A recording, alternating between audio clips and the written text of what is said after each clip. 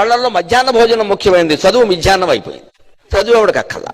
భోజనంలో గుడ్డెట్టారా, గడిది గుడ్డెట్టారా, అన్నం తినేవాడు కోడిగుడ్డు పెట్టడం ఏంటంటే బుద్ధి ఉందా లేదా?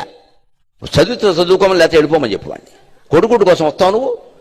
ఈ గుడ్లు లెక్క రాయాలి మాస్టర్లు, వాళ్ళ కర్మ కాలిపోయి. చదువు చెప్పక్కల్లా. ఎన్ని గుడ్లు వెళ్ళాయి, ఎన్ని గుడ్లు మిగిలే, ఎన్ని గుడ్లు మధ్యలో పేలే, ఎన్ని గుడ్లు ఈ మాస్టర్ తినేసాడు. ఇంక ఇప్పుడు చదువు ఎందుకు చెబుతాడండి? అసలు పిల్లలకు భోజనం పెట్టడం ఏంటంటే వాళ్ళ భోజనాలు వాళ్ళు తెచ్చుకోవలేదు మానేమానండి. అంటే పిల్లలకు భోజనం పెట్టి పుస్తకాలు ఇచ్చి యూనిఫార్మ్ ఇన్ని ఇస్తే వాడు చదువుతాడా? శోభనం పెళ్లి కొడుకులో మంచమే కూర్చుంటాడు. ఉభయ తెలుగు రాష్ట్రాల పెద్దలందరూ వింటారు నా కెమెరా ద్వారా. కాబట్టి చెబుతున్నా, ప్రభుత్వం కర్తవ్యం బాగా చదువు చెప్పడం తప్ప పుస్తకాలు ఇవ్వడం, బట్టలు కుట్టించడం, అన్నం పెట్టడం కాదు. గరికపాటి గారు, మీలాగా కూడా మేము ఒక కడియం వేసుకుని మంచి కుర్చీలో కూర్చొని ఏదైనా చెప్పమంటే చెప్పడానికి రెడీగా ఉన్నాం. కానీ మాలాంటి ఊర్ల దగ్గరికి వెళ్ళి మాలాంటి వాళ్ళ ఫ్యామిలీస్, పేద ఫ్యామిలీస్ చూస్తే మీకు అర్థమవుతుంటుంది. ఒక్క రోజు గడవాలంటే ఎంతో కష్టం. కొడుకుని కూడా పనిలోకి పంపితేనే గడిచే రోజులు. అటువంటి వాళ్ళకి ఇట్లానే గవర్నమెంట్ స్కూల్లో అన్నీ కల్పిస్తే కనీసం స్కూల్ కన్నా పంపించడానికి వాళ్ళకి ఇంట్రెస్ట్ చూపుతున్నారు. అదేదో మీలాగా హాయిగా కూర్చొని ఒక పట్టు పంచి కట్టుకొని చేయటం చెప్పమంటే ఎవరైనా మాటలు చెబుతారు.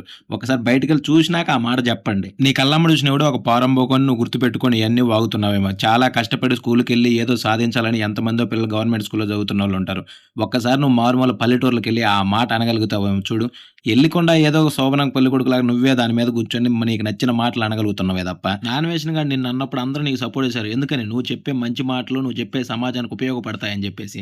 ఇటువంటి ఇచ్చి సమాజానికి ఏం ఉపయోగపడాలని నువ్వు చెప్పటం ఇప్పటికైనా అర్థం చేసుకొని మింగేయి. పేరుంది కదా నేనేది చెప్పినా నమ్ముతారని చెప్పేసి నువ్వు ఏది బది ఆగితే ప్రతి ఒక్కరు నీకు సపోర్ట్ చేసే రోజులు కాదు ఇది. ఇప్పటికైనా తెలుసుకొని మంచిగా మాట్లాడితే మంచిది.